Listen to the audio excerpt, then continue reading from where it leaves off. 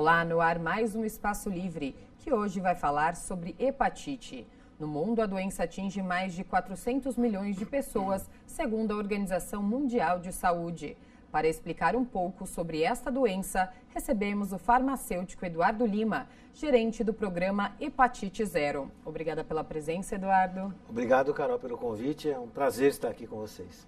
Eduardo, a estimativa da Sociedade Brasileira de Infectologia é que no Brasil haja entre 1,5 milhão e 2 milhões de pessoas com hepatite C, mas só cerca de 300 mil sabem, que tem a doença. Por que isso acontece? O que acontece, Carol, é que a hepatite, ela é uma doença que eu falo duplamente silenciosa. Ela é silenciosa porque poucas vezes ela é citada, e aí o nosso agradecimento em relação a esse espaço. E ela é silenciosa porque ela leva muitos anos para mostrar, para dar os sintomas. Algumas pessoas carregam o vírus por 20, 30 anos sem nenhum sintoma. E isso faz com que a pessoa o vírus vá se desenvolvendo, vá estragando o fígado da pessoa. E quando o sintoma aparece, esse sintoma já é um sintoma muito grave. Então a pessoa tem aquela, que a gente fala que é barriga d'água, que é a ascite, Também tem sangramento, tem varizes esofágicas. É um quadro bem complicado. E diante desse cenário, qual que é a importância de campanhas de conscientização e de prevenção? Olha, é fundamental, porque a pessoa não sabe se tem o vírus, a não ser que ela faça o teste rápido. Lembrando, nós temos hoje identificados 5 tipos de vírus que causam 5 tipos de hepatites diferentes. A hepatite A, que é aquela hepatite que muita gente tem, que fica amarelo e se contamina com água contaminada, comida contaminada, prato, garfo, talher, essas coisas. E essa hepatite, apesar de ser uma doença viral, ela não é tão grave quanto as outras. Então, em média, depois de 30 a 45 dias, a pessoa está boa. O próprio organismo faz com que ela elimine o vírus. A hepatite B é um outro tipo de vírus.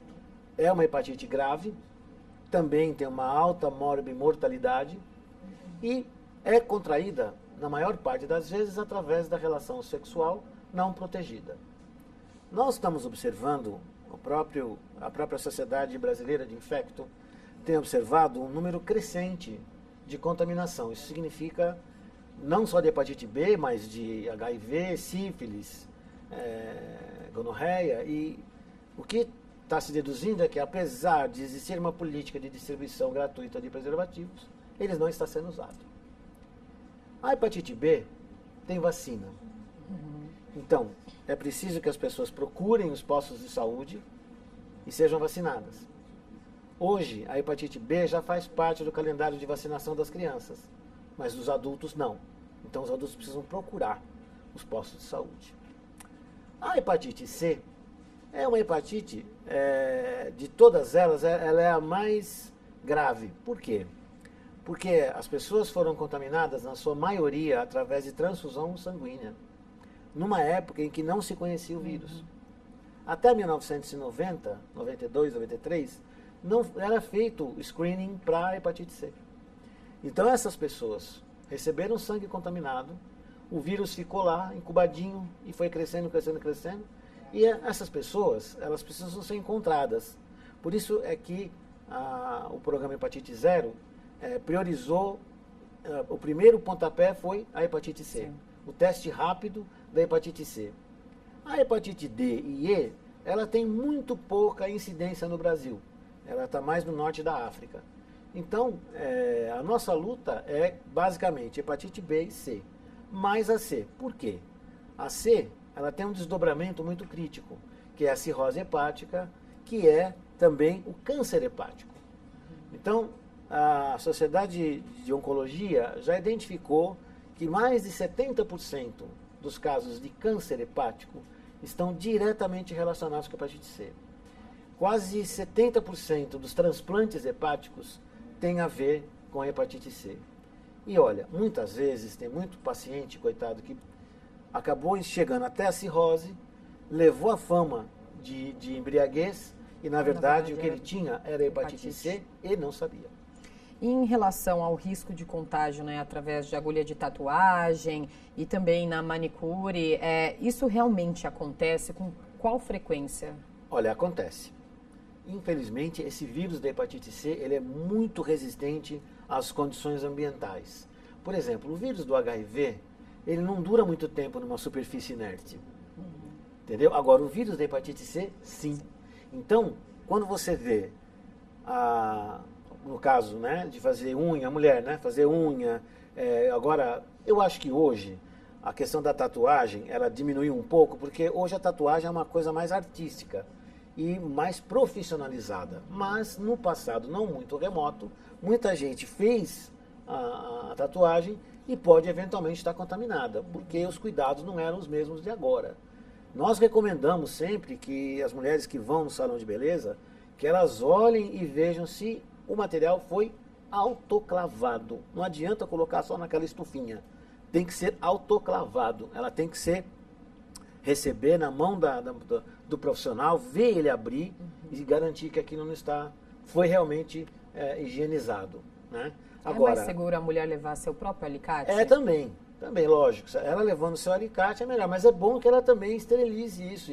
Agora, a pessoa não tem autoclave em casa, né? Porque a autoclave é alta temperatura e alta pressão, né? Agora, a outra forma de contágio, da C especificamente, é só contato com o sangue. Já o caso da B, como eu frisei, tem um viés muito forte, um vetor muito forte de transmissão, que é a relação sexual. E quais são os principais sintomas, né, de cada uma das hepatites, da A, da B e a C, que são as mais comuns? Os sintomas são muito parecidos. A especificamente, a pessoa fica toda amarela, até a esclerótida, né, que é essa parte branca do olho, fica amarela também. A pessoa faz urina cor de Coca-Cola, as fezes são brancas. Mas com o tempo, depois de 20, 30 dias, ela está curada, não tem nada. Ela vai ficar com a memória do vírus, que é o anticorpo. Toda vez que você entra em contato com o vírus, o seu organismo produz um anticorpo. Esse anticorpo é a memória do contágio. O vírus pode até morrer, mas o anticorpo permanece. Por isso é que as pessoas que tiveram hepatite A, quando vão doar sangue hoje, elas não doam sangue. Por quê? Porque na hora que faz o screening, eles fazem screening, né? Os bancos de sangue fazem para hepatite A, B, C, D, E, Chagas, sífilis, HIV, faz tudo. Hoje você faz quase um check-up na hora de fazer a doação. Mas não era assim no passado, né? No passado, esse vírus especificamente não tinha sido identificado. A hepatite B, além da forma sexual, também é contaminada através de sangue, contato com sangue, assim como a C. Então, e os sintomas da B e da C são muito parecidos. Ambas evoluem para um quadro de destruição do tecido hepático. E a gente já falou sobre, né, as pessoas permanecerem por muito tempo com o vírus sem saber que estão com hepatite. Como que ela pode ser detectada, Eduardo? Só tem um jeito: fazer o teste anti-HCV e anti-HCB, que são os que determinam o anticorpo anti-vírus A, o vírus B e vírus C. Não tem outro jeito. Fazer hemograma não adianta, não aparece no hemograma, não aparece naquele conjunto de exames. Muita gente que está acostumada faz já transaminases, bilirrubina e tal. Nem sempre a transaminase é alterada. Ela só é alterada numa fase mais para frente. Então, o único jeito que tem da pessoa saber é fazer o teste rápido. No posto de saúde tem o teste, deveria ter. Eu sei que nem todos os postos têm, mas é preciso que eles tenham. Nós temos o programa Hepatite Zero e, por exemplo, na semana que se comemorou o Dia Mundial de Luta contra a Hepatite, aqui em São Paulo, nós tivemos o apoio do Rotary e também do Poupa Tempo e do metrô e também da Socicam, que faz os terminais, administra os terminais rodoviários, e nós passamos a semana fazendo o teste rápido de hepatite. Fizemos mais de 45 mil testes durante a semana e encontramos 436 pessoas que deu positivo, deu reagente, e essas pessoas foram encaminhadas para fazer os exames complementares. Então, vejam, são 400 pessoas que estavam transitando na cidade, E foram fazer o exame e descobriram, graças a Deus, a tempo de ter o tratamento. Importantíssimo, o tratamento, como a hepatite, assim como o HIV, assim como o câncer, são doenças de alta complexidade, o Estado, o governo federal, faz a distribuição de medicamento para hepatite B e hepatite C. Para hepatite C, é preciso que o paciente obedeça um protocolo. Dentro desse protocolo, existe o teste rápido, o teste de laboratório, a quantidade de vírus, o tipo de vírus e o estado do fígado. Para saber como é que está o fígado, tem duas alternativas. A primeira é uma biópsia hepática e a segunda é um exame chamado elastografia hepática transitória. Nome complicado, né? Sim. Mas elastografia, lembra de elástico. Esse exame, o SUS quase não tem como atender. Existe no particular, nem todos os convênios cobrem. Por outro lado, nós temos a ABPH, que é a Associação Brasileira dos Portadores de Hepatite, que faz esse teste gratuitamente para as pessoas. Basta que ela ligue, agende uma consulta e faça o teste. Ela tem que ir com o pedido do médico, não dá para ela ir sem pedido. Ela tem que passar pelo médico. Se ela não tem médico, ela liga lá, agenda uma consulta com o médico e aí o médico lá da BPH atende ele. E Eduardo, qual que é a importância, né, do teste de hepatite para gestantes e qual é o risco, né, de uma gestante que tem hepatite e não sabe? Olha, o risco é lógico que a gestante, qualquer doença que ela tiver, concomitante à gravidez, pode complicar essa gravidez. O índice de contaminação vertical, que é a mãe passar para o filho, é muito, muito, muito, muito baixo. Mas é necessário que ela faça. É importante que ela faça. Porque ela vai prevenir o obstetra que tem uma doença pré-existente. Então o obstetra precisa saber disso. A maioria dos obstetras, no perinatal, pede. Mas a gente sabe que não é assim com todo mundo. Então, é importante que a mulher grávida, converse com o seu obstetra, seja ele público, do convênio particular, o que seja, que ela questione e pergunte para ele. O senhor vai pedir o teste da hepatite A, B, C, D, W, quantas for? Por favor, peça. É importante. Eduardo, vamos continuar falando sobre a hepatite daqui a pouco. Vamos para um rápido intervalo e já voltamos com mais Espaço Livre.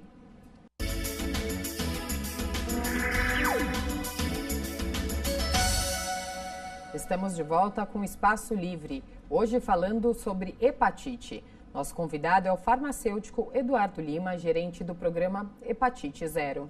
Eduardo, a gente estava falando das gestantes, né? No caso da amamentação, a mãe ela pode amamentar o bebê sem problema? Pode, deve. A amamentação é fundamental para a criança, porque é através da amamentação que a mãe passa para a criança os anticorpos. Isso é fundamental para a criança. Então, a criança que mama no peito é uma criança que vai ser muito mais saudável. Se a gestante descobre, né, que ela está com hepatite C, por exemplo, o tratamento é com remédio, ela pode tomar remédio? Porque tem um outro remédio que gestante não pode tomar. Como é feito esse tratamento? Aí vai caber a avaliação do hepatologista ou infecto, que são as especialidades que tratam essa moléstia, e também do ginecologista, do obstetra. Para ver. Na maior parte das vezes é possível esperar, porque a doença ela leva muito tempo. Então, não é uma coisa que você precisa tomar com urgência, assim, lá correndo. Então, dá para esperar a criança se desenvolver. A hora que ela já tiver um pouquinho mais, que ela pode largar o peito, aí ela faz o tratamento. E o tratamento hoje, ao contrário do que era no passado, é um tratamento mais rápido, com menos efeitos colaterais e com um índice de eficácia da ordem de 95% a 98%. Quanto tempo dura o tratamento? Em média, 4 semanas. Da hepatite 4 C. a 7 semanas, isso. E da B? Da B é um pouco mais, mas também está nessa faixa. Os novos, existe uma linha nova de medicamentos, de antivirais, que graças a Deus está tendo uma... E é interessante frisar que no caso da hepatite C, especificamente da hepatite C, o medicamento, ele zera o vírus. Diferente do HIV. Hoje, o tratamento do HIV que nós temos no Brasil é o tratamento mais moderno que existe. Só que tem um problema. O paciente que tem HIV, se ele parar de tomar, o vírus volta a desenvolver. No caso da hepatite, não. Hepatite C, tomou medicação, zerou o vírus, ele está livre do vírus. Não vai ter de novo, acabou. Está curado. Já está curado. Então a hepatite ela tem cura. Hepatite tem cura. Por isso, daí a importância que a gente está insistindo tanto em fazer o teste rápido. Todos os tipos têm cura? A B ainda não está 100%. A B você ainda tem que tomar por um tempo.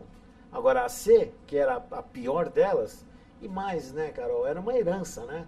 As pessoas foram contaminadas. Você sabe que no Reino Unido, o sistema de saúde do Reino Unido pediu desculpas públicas porque contaminou um monte de pessoas. São pessoas que não tinham nada, foram submetidas a uma intervenção cirúrgica, necessitaram de sangue e o sangue que salvou é um sangue que depois pode até matar aquela pessoa. Então hoje o grande trabalho é encontrar essas pessoas que foram contaminadas, porque elas estão aí.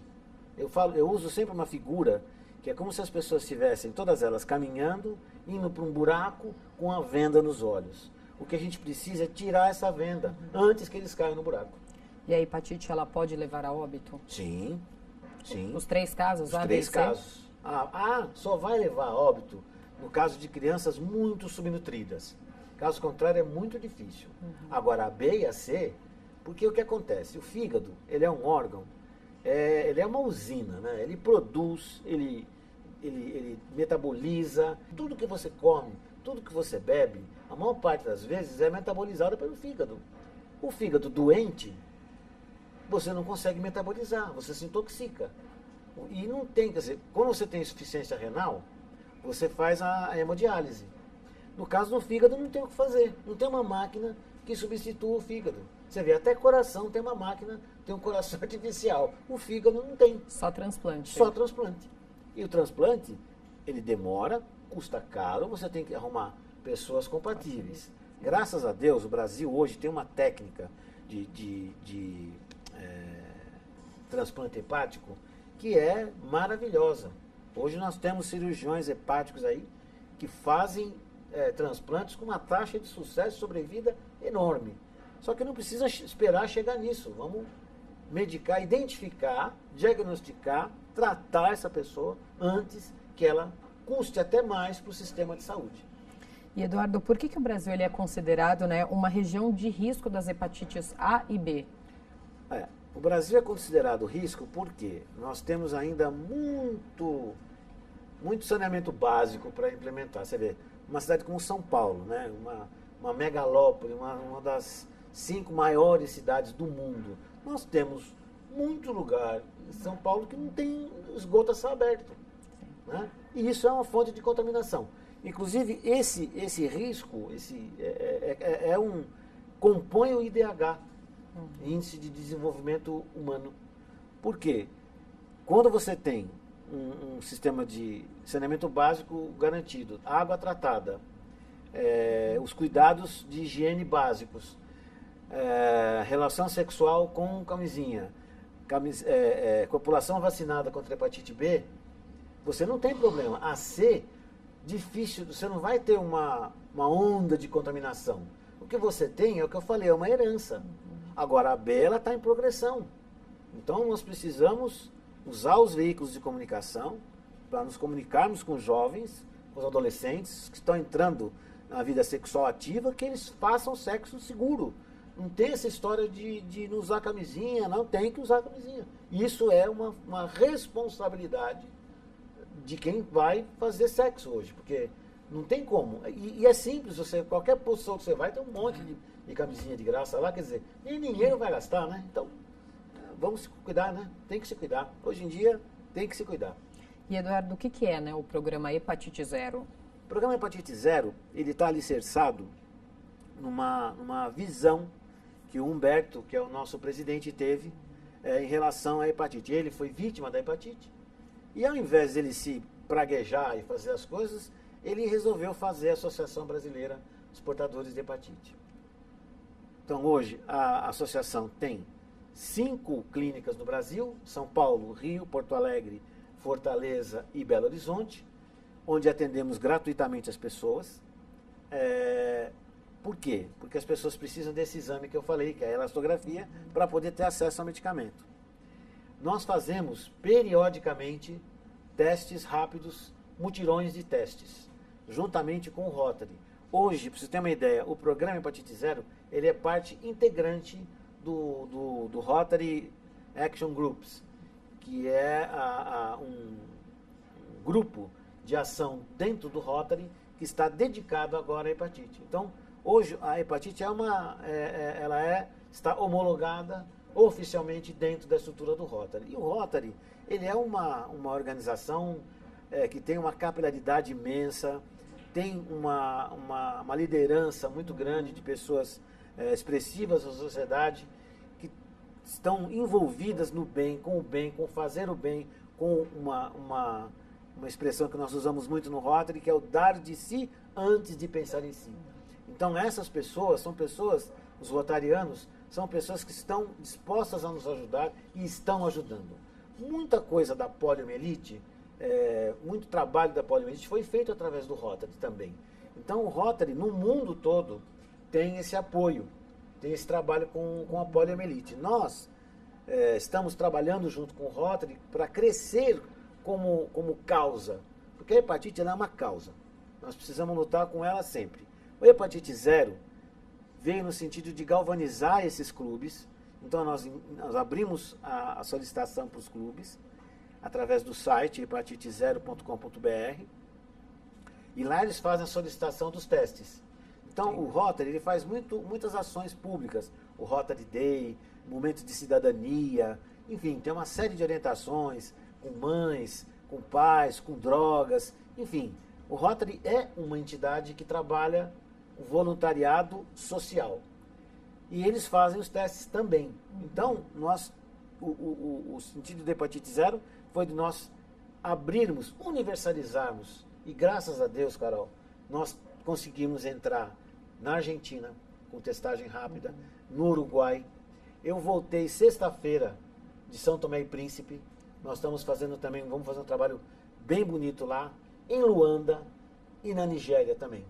Então, em Lagos, nós vamos abrir uma clínica em Lagos. Então, tudo isso é resultado da vontade do Humberto de ajudar a erradicar. Porque é possível erradicar. Essa é a grande sacada. Porque tem um remédio que cura, tem o teste que faz, tem a vacina, tem o saneamento básico. Nós caminhamos, inclusive a Organização Mundial de Saúde estima que até 2030 nós tenhamos uma redução da ordem de 80% na mortalidade.